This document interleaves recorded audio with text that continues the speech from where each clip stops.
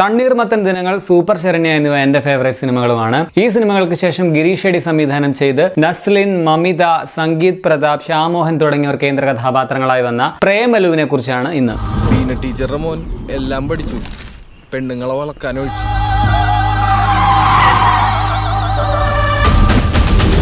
Cinema തുടങ്ങി ആദ്യം മുതൽ അവസാനം വരെ നിർത്താതെ ചിരിക്കുക, പടം കഴിയുമ്പോൾ കണ്ട പ്രേക്ഷകരെല്ലാം എഴുന്നേറ്റ് നിന്ന് കൈയടിക്കുക. ഈ ഒരു സംഭവം കുറെ കാലങ്ങൾക്ക് ശേഷമാണ് ജീവിതത്തിൽ ഉണ്ടാകുന്നത്. 2.5 മണിക്കൂറിന് മുകളിൽ സമയം പോകുന്നതേ അറിയുകയില്ല. എല്ലാവർക്കും ഈസി ആയിട്ട് റിലേറ്റ് ചെയ്യാൻ പറ്റുന്ന ഒരു സിമ്പിൾ പടം, അതാണ് പ്രേമലു. എഞ്ചിനീയറിംഗ് ഒക്കെ കഴിഞ്ഞ് പ്രത്യേകിച്ച് ജോലിയൊന്നും ഇല്ലാത്ത സച്ചിൻ എന്ന ചെറുപ്പക്കാരൻ ഹൈദരാബാദിൽ എത്തുന്നതും അവിടെ റീനു എന്ന ഭാവി ജീവിതമൊക്കെ വളരെ പ്ലാൻഡ് ആയിട്ട് മുന്നോട്ട് പോകുന്ന ഒരു പെൺകുട്ടിയെ കണ്ടുമുട്ടുന്നതും അവർക്കുണ്ടാകുന്ന പ്രണയവും മറ്റുമാണ് ഈ സിനിമയുടെ പ്രമേയമാവുന്നത്. ഗിരീഷ് ഷെഡി പടങ്ങളുടെ ഏറ്റവും വലിയ പ്രത്യേകത എന്താണെന്ന് വെച്ചാൽ നമുക്ക് പെട്ടെന്ന് റിലേറ്റ് ചെയ്യാൻ പറ്റുന്ന കഥാപാത്രങ്ങളും പശ്ചാത്തലവുമാണ് എന്നുള്ളതാണ്. അതുപോലെ തന്നെ ഗിരീഷ് ഷെഡി പടങ്ങളിൽ ലൈഫിനെ ഒരുപാട് കോംപ്ലിക്കേറ്റഡ് ഒന്നും ആക്കാതെ വളരെ ലൈറ്റ് ആയിട്ട് സിമ്പിൾ ആയിട്ട് കാണുക എന്നുള്ള ഒരു കാര്യം കൂടി ഉണ്ടല്ലോ, അതും എനിക്ക് ഭയങ്കര ഇഷ്ടമാണ്. നിങ്ങൾ പ്രേമിച്ചിട്ടുണ്ടെങ്കിൽ, അല്ലെങ്കിൽ പ്രേമം നിരസിക്കപ്പെട്ടിട്ടുണ്ടെങ്കിൽ, കോളേജിൽ പഠിച്ചിട്ടുണ്ടെങ്കിൽ, ഒരു ഓഫീസിൽ വർക്ക് ചെയ്തിട്ടുണ്ടെങ്കിൽ, അങ്ങനെ നിങ്ങളുടെ ലൈഫിൽ എന്തൊക്കെ നടന്നു അതൊക്കെയാണ് ഗിരീഷിന്റെ സിനിമകളിൽ നിങ്ങൾക്ക് കാണാൻ കഴിയുക. ഇതിലെ നായകൻ സച്ചിൻ തന്നെ ഒരു വലിയ ലക്ഷ്യബോധമൊന്നും ഇല്ലാതെ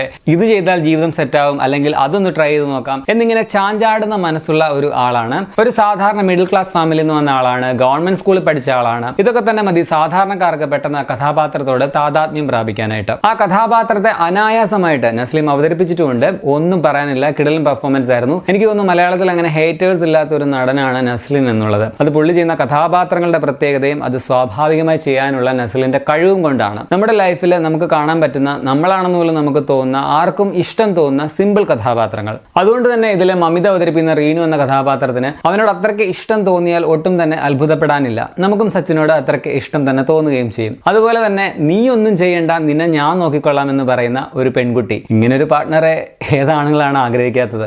സത്യമല്ലേ? ഈ കുടുംബ പ്രാരാബ്ധം അല്ലെങ്കിൽ ലൈഫിലെ എല്ലാ പ്രാരാബ്ധങ്ങളും മുഴുവൻ ആണുങ്ങളുടെ തലയിൽ കെട്ടിവെക്കാതെ പെൺകുട്ടികൾ ഏറ്റെടുക്കട്ടെ. പക്ഷെ ആണായാലും പെണ്ണായാലും സ്വന്തമായിട്ട് കയ്യിൽ വരുമാനം എന്തെങ്കിലും വേണം കേട്ടോ. അതുപോലെ ഈ 30 വയസ്സ് വരെയുള്ള ലൈഫിൽ എന്തൊക്കെ സംഭവിക്കണമെന്ന് പ്രീ പ്ലാൻ ചെയ്ത് വെച്ചേക്കുന്ന റീനുവിനെ മമിതയും ഗംഭീരമായിട്ട് തന്നെ അവതരിപ്പിച്ചിട്ടുണ്ട്. ഇവർ രണ്ടുപേരും തമ്മിലുള്ള കെമിസ്ട്രിയും എടുത്ത് പറയണം. സെയിം ടൈം നസ്ലിനും കൂട്ടുകാരൻ അമൽ ഡേവിസും തമ്മിലുള്ള കെമിസ്ട്രിയും പറയേണ്ട കാര്യം തന്നെയാണ്. അമലായിട്ട് വന്ന സംഗീത് പ്രതാപും ഇഷ്ടം പോലെ പ്രേക്ഷകരുടെ കയ്യടി നേടുന്നുണ്ട്. നല്ല രസമായിട്ട് തന്നെ പുള്ളിയെ റോൾ ചെയ്ത് വെച്ചിട്ടുണ്ട്. ആദ്യമായിട്ട് വന്ന ശ്യാമോഹനും കിടുക്കിയിട്ടുണ്ട്. ആ യയ പാട്ട്, പുള്ളിയുടെ ആ ഒരു മത്സര ബുദ്ധി, കുശുമ്പ് ഒക്കെ ഭയങ്കര രസമായിട്ട് ശ്യാമോഹൻ അവതരിപ്പിച്ചിട്ടുണ്ട്. മമിതയുടെ കൂട്ടുകാരിയായിട്ട് വന്ന അഖില ഭാർവനും സൂപ്പർ ആയിരുന്നു. ആ പബ്ബിലെ സീനൊക്കെ എടുത്ത് തന്നെ പറയണം. അതുപോലെ തന്നെ കുറെ സോഷ്യൽ മീഡിയയിലെ കാര്യങ്ങളൊക്കെ സിനിമയിൽ വളരെ നൈസായിട്ട് പ്ലേസ് ചെയ്തിട്ടുള്ളതും സിനിമയുടെ ഒരു പോസിറ്റീവ് തന്നെയാണ്. നിഹാരികയായിട്ട് വന്ന മീനാക്ഷിയും സുബിനായിട്ട് വന്ന ചൂരലിലെ ഷമീർ ഖാനും നമ്മളെ ചിരിപ്പിക്കുന്നുണ്ട്. അൽതാഫ് സലീമിന്റെ കഥാപാത്രവും ഇഷ്ടപ്പെട്ടു. അതുപോലെ തന്നെ ക്യാമിയോ റോളിൽ മാത്യു തോമസ് വന്നതും രസമായിരുന്നു. വിഷ്ണു വിജയുടെ പാട്ടുകൾ, അതുപോലെ തന്നെ പശ്ചാത്തല സംഗീതവും സിനിമയുടെ ആത്മാവ് തന്നെയാണെന്ന് പറയാതെ വയ്യ. നമ്മുടെ പഴയ ഗായകൻ മാർക്കോസിന്റെ ഒരു തിരിച്ചുവരവ് എന്ന പോലെ ഒരു പാട്ടൊക്കെ ഉണ്ട്, അത് കൊള്ളായിരുന്നു.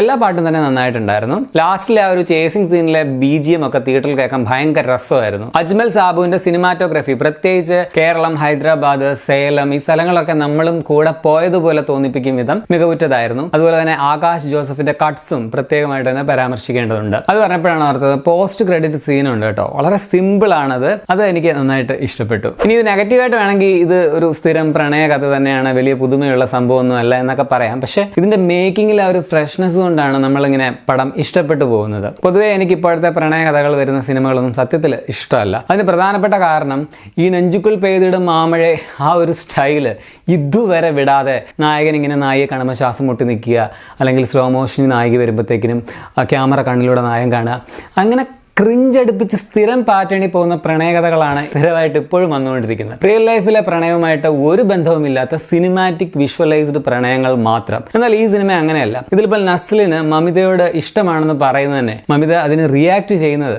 ആ ഒരു സീനൊക്കെ ഭയങ്കര റിയൽ ആയിട്ട്, നാച്ചുറൽ ആയിട്ട് എനിക്ക് ഫീൽ ചെയ്തു. സോ പ്രേമലു, കേമലു, ഞാനിതിന് 4 out of 5 റേറ്റിംഗ് നൽകും. മസ്റ്റ് വാച്ച് എന്ന് തന്നെ റെക്കമെൻഡ് ചെയ്യുകയും ചെയ്യും. ഫാമിലി ആയിട്ടും ഫ്രണ്ട്സിനൊപ്പം കണ്ടു രസിക്കാൻ പറ്റിയ ഒരു കംപ്ലീറ്റ് എന്റർടൈനർ ആണ് ഈ സിനിമ. ധൈര്യമായിട്ട് നിങ്ങൾക്ക് ടിക്കറ്റ് എടുക്കാം. ഈ പ്രണയകഥകൾക്ക് പ്രേമം, പ്രണയം, സ്നേഹം, ഇഷ്ടം, ഇഷ്ക്, മൊഹബത്ത്, കാതല്, ലവ്, ഈ പേരെല്ലാം തന്നെ മലയാളത്തിൽ ഉപയോഗിച്ചു കഴിഞ്ഞു. ഇപ്പോൾ പ്രേമലു എന്ന് വരെ എത്തിയിരിക്കുന്നു. ഇനിയിപ്പോൾ എന്ത് പേരാ ഇടുക? പ്യാർ, അത് മലയാളത്തിൽ വന്നിട്ടില്ലല്ലേ.